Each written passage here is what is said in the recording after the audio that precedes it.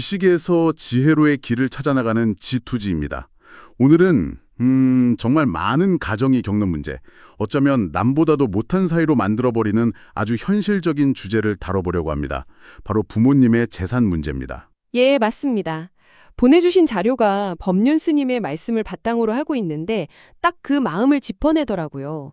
왜 오빠에게만 집을 주셨을까? 아니면 부모님을 모신 건 나인데 왜 유산은 다른 형제들이랑 똑같이 가져가야 하지? 하는 이런 마음을 짓누르는 억울함에서부터 이야기가 시작됩니다. 단순한 돈 문제가 아니라 그 안에 얽힌 섭섭함, 원망, 이런 감정들이 마음속에서 폭풍우를 일으키는 거죠. 오늘 이 문제의 핵심을 한번 깊이 들여다보겠습니다. 네, 자, 그럼 이걸 한번 파헤쳐보죠. 가장 먼저 우리가 마주해야 할 진실이 있는 것 같아요. 어쩌면 좀 냉정하게 들릴 수도 있겠는데요. 부모님의 재산, 이거 과연 누구의 것일까요? 바로 그게 핵심이죠. 자료에서는 소유권의 본질을 정확히 알아야 한다고 시작합니다. 그러니까 부모님의 재산은 전적으로 부모님의 것이라는 겁니다. 전적으로요? 네. 그걸 불 때우든 사회에 기부하든 아니면 특정 자식에게 전부 주든 그건 부모님의 고유한 권리라는 거죠. 자료에서 지적하는 건 바로 이 지점이에요. 내 것이 아닌 것을 내 것이라고 착각할 때 모든 괴로움이 시작된다고요. 아, 그 착각에서부터 모든 문제가 비롯된다. 근데 20살이 넘으면 다 독립된 성인이잖아요. 그런데 왜 이 문제에 이렇게까지 괴로워하게 되는 걸까요? 그렇죠. 자료에 아주 따끔한 지적이 나오더라고요. 거지근성이라는 표현이요. 네, 맞아요. 그 표현이 사실 좀 거칠게 들릴 수는 있죠. 네, 좀 그렇죠. 신이 됐는데도 여전히 부모님한테 경제적인 도움을 바라는 마음, 부모님이 돈이 있는데 왜 안 주시지 하면서 원망하는 마음, 바로 그게 고통의 씨앗이라는 거예요. 아, 정신적으로는 아직 어린아이에 머물러 있다는 신호로 보는 거군요. 바로 그겁니다. 여기가 정말 흥미로운 지점인데요. 모두가 그렇게 원하는 그 유산이 사실은 마약과 같을 수 있다는 경고를 하더라고요. 네. 부모에게 재산이 없으면 자식들이 효자가 되지만 재산이 있으면 원수가 된다. 이 말이 정말 현실적으로 다가오죠. 너무 현실적이라 좀 씁쓸하기도 하고요. 그렇죠. 노력 없이 얻은 재물이 왜 위험한지를 보여주는 대목입니다. 첫째는 말씀하신 것처럼 형제 간의 우애를 파괴하고요. 둘째는 자식의 자립심을 해치기 때문이죠. 돈 때문에 형제랑 다투고 부모님 원망하게 되면 그 돈은 이미 복이 아니라 재앙이 된 거네요. 그런 셈이죠. 아니 근데 왜 형제들은 힘들게 밖에서 경쟁하는 대신에 굳이 집 안에서 서로 싸우게 되는 걸까요? 아, 그 비유가 아주 재밌었어요. 금광 비유요. 네, 맞아요. 길에 놓인 금을 짚는 게 더 쉬워 보이기 때문일까요? 바로 그겁니다. 처음부터 저 멀리 철광산에 가서 힘들게 철을 캐내는 수고보다 이미 아버지가 다 캐놓은 금광, 즉 부모님의 주머니를 가져가는 게 훨씬 쉬워 보이니까요. 그러니까 안에서 경쟁하게 된다는 분석이군요. 네, 하지만 이 싸움의 끝이 뭔지를 기억해야 한다는 거죠. 바로 가족의 해체. 자료는 우리한테 이렇게 묻는 거예요.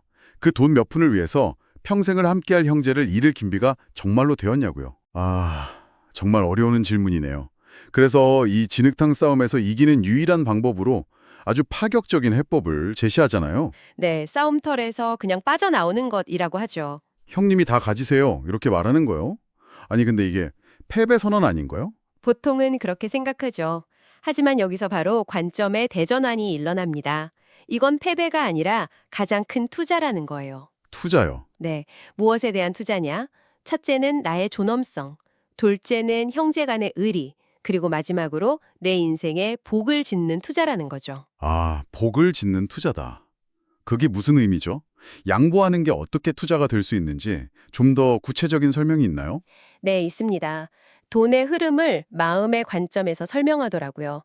악착같이 받아내려고 하는 돈은 결국 내 것이 되어도 어떤 식으로든 다시 나가게 된다는 겁니다. 병원비로든 다른 사고로든요. 아, 반면에 욕심을 내려놓고 양보하는 그 마음은 일종의 보이지 않는 저축이 된다는 거예요. 그 넉넉함이 훗날 더 큰 복으로 돌아온다고 말합니다. 그러니까 당장의 손해를 너무 두려워하지 말라는 거죠. 굉장히 철학적인 접근이네요. 하지만 이런 생각도 충분히 할 수 있잖아요. 내가 부모님을 다른 형제들보다 더 오래 모셨으니까 당연히 더 받아야 하는 거 아니야? 이건 굉장히 현실적인 주장이거든요. 네, 그렇죠. 누구라도 그렇게 생각할 수 있죠. 그런데 자료에서는 그 생각이 바로 장사꾼의 셈법이라고 선을 긋습니다. 장사꾼의 셈법이요? 네. 부모님을 모신 것은 자식의 도리이거나 아니면 그렇게 해야 내 마음이 편하니까 한 선택이어야 한다는 겁니다. 거기에 대가를 바라는 순간 효도는 노동이 되고 부모님은 나에게 빚을 진 채무자가 되어버린다는 거죠. 관계의 본질이 완전히 변질되는 거군요. 맞습니다. 바라지 않는 마음으로 행할 때 비로소 이 문제에서 자유로워질 수 있다. 이렇게 이야기합니다. 부모님이 재산을 이렇게 꽉 움켜쥐고 계신 모습을 좀 다른 시각으로 보게 하는 비유도 인상 깊었습니다. 아, 겨울의 장작 비유 말씀이시죠? 네, 맞아요. 그 비유요. 그 비유가 부모님의 입장을 정말 깊이 헤아리게 만들죠.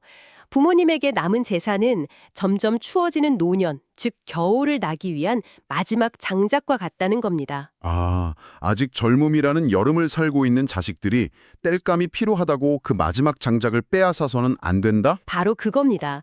부모님이 재산을 지키려는 게 자식들 눈에는 탐욕처럼 보일 수 있어도 사실은 노년의 그 불안함 때문일 수 있다는 거죠. 그 마지막 안전장치를 지켜드리는 것, 그게 진정한 효도라고 말합니다. 그렇군요. 생각해보니 다 자란 동물은 어미에게 먹이를 달라고 하지 않는다는 자연계의 예시도 나오잖아요. 네.